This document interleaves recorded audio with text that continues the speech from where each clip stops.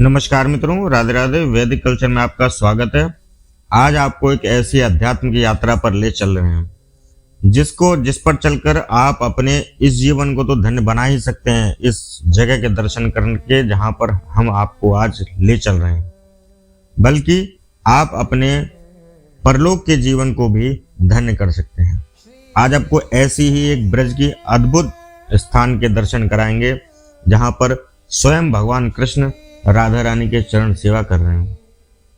जब राधा रानी महाराज के समय नाराज हो गई थी भगवान कृष्ण से, क्यों नाराज हुई थी, इस बात को हम आपको आगे वीडियो में बताएंगे। और जहां हम इस मंदिर के राधा रानी के दर्शन करने चल रहे हैं, यह मंदिर वृंदावन से करीबन 10 किलोमीटर पड़ता है। आप जमुना जी की तरफ से जब एक्सप्रेसवे की तरफ बढ़ेंगे तो सामने ही आपको राधा रानी मानसरोवर का बोर्ड लगा हुआ मिलेगा, जहां से 5 किलोमीटर आप एक्सप्रेसवे से राइट मुड़ते हैं। एक्सप्रेसवे के लिए आपको राइट नहीं जाना, माठ रोड पर आपको सीधे जाना है और उस रोड पर 5 किलोमीटर आगे चल के देखकर चलना है। राइट में एक छोटा सा रोड, पगडंडी रोड आएगी। राइट में इस कॉर्नर से चल के आपको 5 किलोमीटर आगे चलना है और ध्यान रखना है बहुत ध्यान से, क्योंकि इतना छोटा रास्ता है दाहिनी तरफ कि आपको पता ही नहीं चलेगा कि ये रास्ता भी हो सकता है।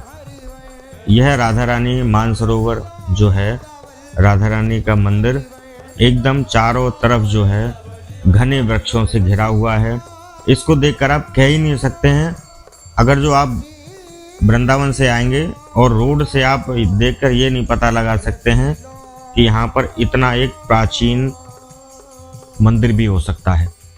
तो आज हम उस मंदिर तक आपको ले चलेंगे और इसी रोड पर ऐसे ही चलना है आपको, आगे सीधे आप चलेंगे।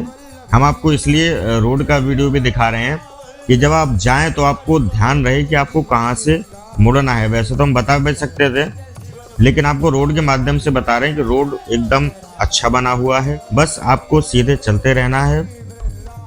बाएं हाथ पर देखेंगे माँ यमुना जी का दिव्य स्थान है और ऐसे ही दोनों तरफ घनों जंगलों से होकर यह रास्ता निकलता है। आगे जाके एक छोटा सा रास्ता दाहिनी तरफ आएगा। बोर्ड लगा हुआ है वहाँ पर, लेकिन बहुत छोटा बोर्ड है जो कि आपको बहुत ध्यान देकर चलना होगा। यह छोटा सा बोर्ड लगा हुआ है राधा रानी मानसरोवर का, बस यहीं से आपको राइट टर्न लेना है और राइट टर्न दाहिने हाथ पे ले लेंगे आप, और दाहिने हाथ से आप फिर दोबारा जो है आपको एक दिव्य मंदिर का गेट मिलेगा। इसके अंदर आपको चलना है, लिखा हुआ है ना राधा रानी मानसरोवर।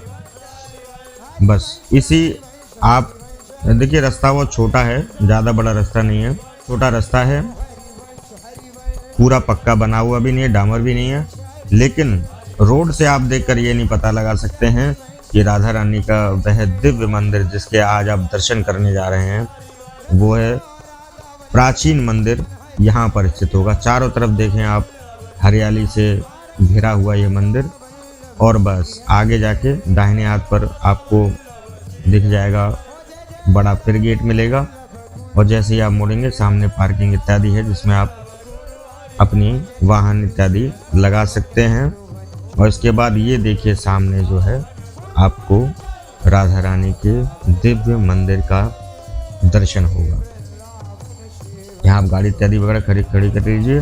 घुसते ही जैसे आप मंदिर के प्रांगण में प्रवेश करेंगे, दाहिने हाथ पर हनुमान जी का छोटा सा मंदिर है जिसके आप दर्शन कर सकते हैं। इसके बाद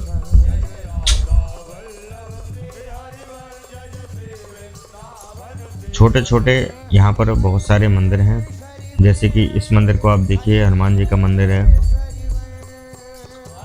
सामने एक और मंदिर है हनुमान जी का। यह जो आपको सफ़ेद कलर का संगमरमर का मंदिर दिख रहा है, यही राधा रानी जी का, हमारी प्रिया जी का यह मंदिर है, जहाँ पर हमारी श्री राधा रानी जी रूठ गई थी, नाराज हो गई थी भगवान कन्हैया से, लाल जी से।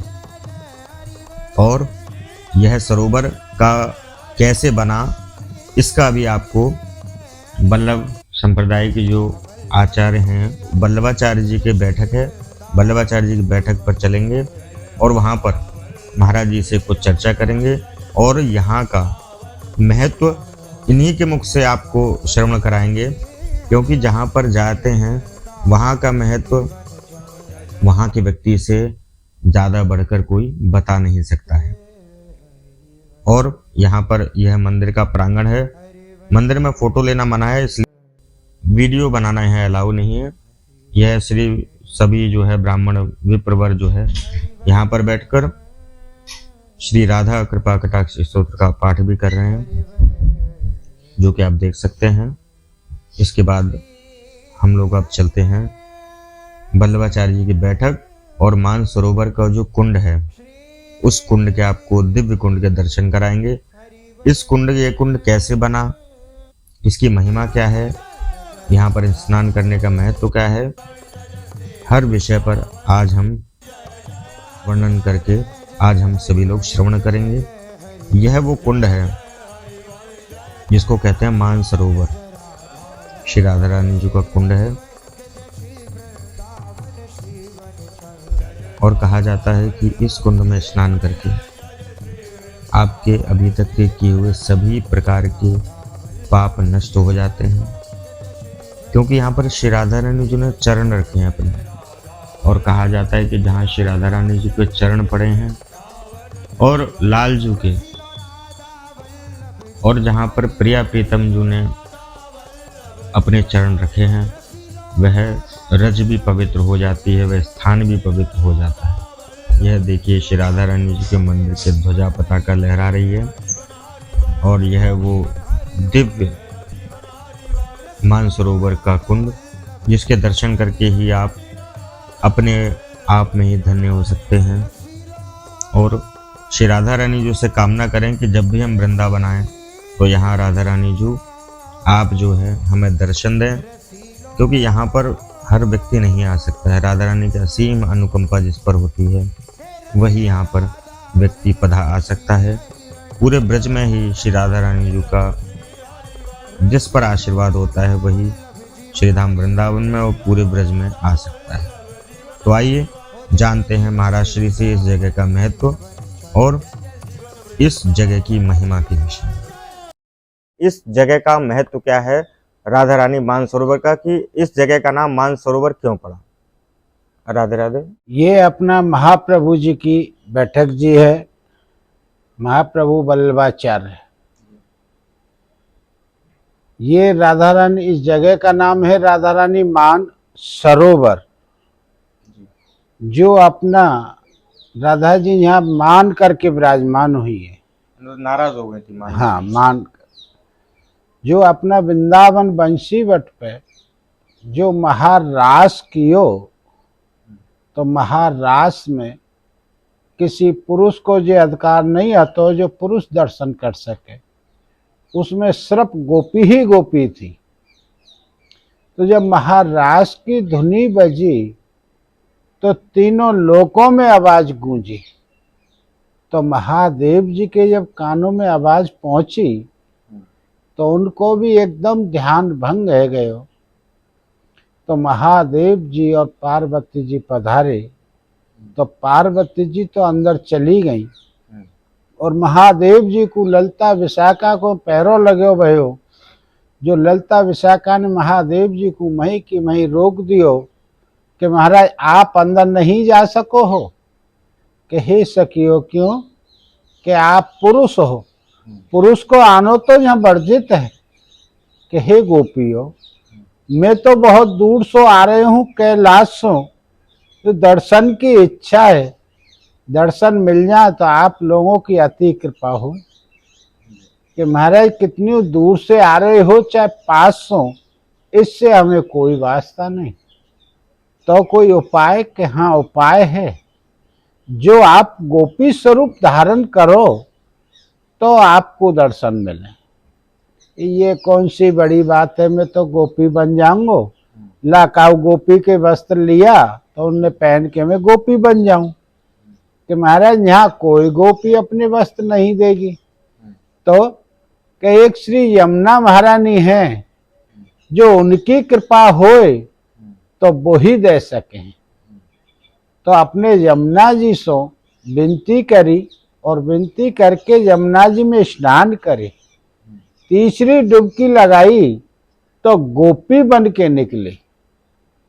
जब गोपी बन गए तो फिर तो कोई रोक ही नहीं सके। तो अपने छम करते हुए लीला में प्रवेश हुए। तो जोगल जोड़ी सरकार अपने सिंहासन पर विराजमान थे। जैसे प्रभु की दृष्टि पड़ी वो तुरंत पहचान गए और सिंहासन से खड़े है कि बोले, आओ गोपेश्वरी आओ, आपको स्वागत है। खूब लीला में पधारी, खूब लीला की शोभा बढ़ाई। तो राधा जी को ये बुरी लगी कि सब में बड़ी तो मैं हूं, तो मेरो तो कभी ऐसा मान कियो नहीं। और ये नई काली कलूटी सी नई गोपी आ गई तो जाकू सिंहासन छोड़ के नहीं एकदम धाये हैं और एकदम अपने बगल में इसको आसन दयो है। और सो गोपी नहीं गोपेश्वरी। ये तो गोपियों आप लोगों की तो चले क्या, ये मेरी भी ईश्वर हो गई है। तो सिंहासन से खड़े है कि नहीं, बोली प्रभु अब आप इसी गोपी के साथ रहो, मैं तो चली। तो यहाँ मान करके नहीं विराजमान हुई। तो यहाँ राधा जी मान करके बैठी हैं। तो ठाकुर जी ने देखो कि ओहो लीला बंद है गई, स्वामी जी भी नहीं है, जहाँ राधा जी भी पधार गई। तो उनको ढूंढते ढूंढते प्रभु यहाँ पधारे हैं। तो राधा जी यहाँ देखी मान में बैठी हैं। तो उनसे मना रहे, बहुत कर रहे कि चलो किशोरी जी अब अपने निकुंजन में पधारो। कि प्रभु अब मेरी क्या जरूरत, अब तो तुम्हारे पास में गोपेश्वरी दूसरी सखी आ तो गई। कि अरे राधे आप पहचानी नहीं वो कौन थे। अरे वो तो देवों के देव महादेव थे जो मेरे दरवाजे पे आए, तो क्या मैं उनके स्वागत के लिए खड़ा नहीं हूँ। और जो उन्होंने गोपी रूप धारण करे, जमुना महारानी ने उनको गोपी रूप दियो, तो जब गोपी रूप धारण है गयो तो मेरे को गोपेश्वरी कहनो पड़ो।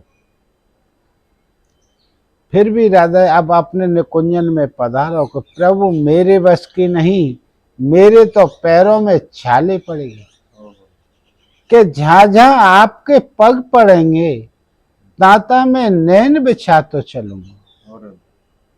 कि महाराज मेरे बस की नहीं, एक कदम भी आगे चलो तो मेरे कंधा ऊपर विराजमान है कि तो चल सको, कि हाँ कंधा के ऊपर विराजमान करके ले चलो तो चलो। तो गमले पे राधा जी खड़ी हैं और नीचे विराजमान ठाकुर जी हुए। कहीं तो आओ मेरे कंधा ऊपर विराजो। जैसे विराजने को करिए वैसे ही ठाकुर जी अंतर ध्यान हो गए। जब ठाकुर जी अंतर ध्यान है गए तो एकदम नीचे गिर गई हैं। तो उन्हें देखो कि स्वामी कहाँ है मेरे, हे कृष्ण कृष्ण कृष्ण करके ने विलाप कर रही हैं। जो नेत्रों से जो आंसू पड़े हैं उससे ये मान सरोवर प्रागट हुए। कुंड बनाई। हाँ, तो जब सुनो भ्रय करो है, देखो चारों तरफ ढूंढो है कि तो को कृष्ण नजर नहीं पड़े।